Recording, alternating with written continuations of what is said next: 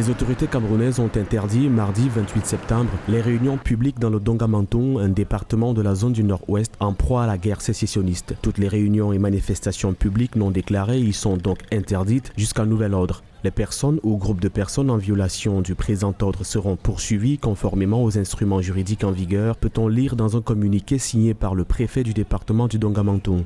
Cette mesure intervient alors que début septembre, les dirigeants séparatistes ont annoncé qu'ils célébreraient l'indépendance des deux régions anglophones du Cameroun le 1er octobre dans plusieurs parties de la région.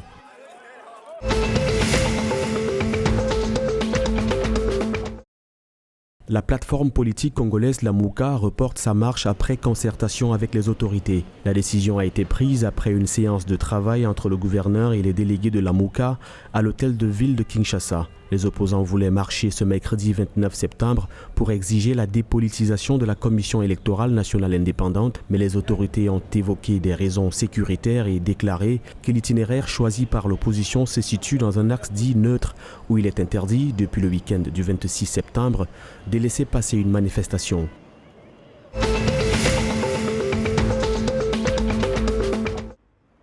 Dans le cadre de sa visite de travail et de prise de contact au Tchad, le secrétaire exécutif du G5 Sahel, l'ambassadeur Eric Niemdaogo Tiaré, a été reçu par le ministre de l'économie, de la planification du développement et de la coopération internationale, Dr Issa Doubraï, par ailleurs président du Conseil des ministres du G5 Sahel. L'audience qui s'est déroulée en présence des proches collaborateurs des deux parties a permis d'aborder plusieurs sujets liés à l'espace du G5 Sahel à la lumière des priorités fixées par la feuille de route de la présidence tchadienne.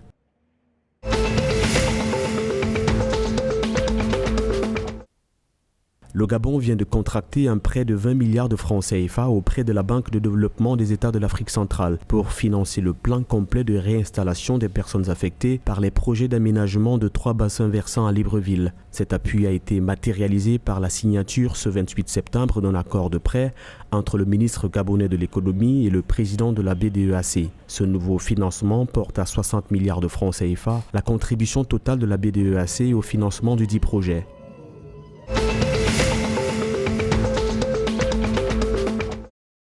Employabilité des jeunes, le Congo a validé le cadre national de certification professionnelle. Le document a été approuvé le 27 septembre à Brazzaville par le projet de développement des compétences pour l'employabilité avec la participation des pouvoirs publics, du secteur privé et de la société civile. Le cadre national de certification professionnelle validé est un document stratégique mis en place pour répondre à la problématique de la formation et de l'employabilité des jeunes. Il permettra d'harmoniser la certification des parcours qualifiants dont se lier au parcours courte durée.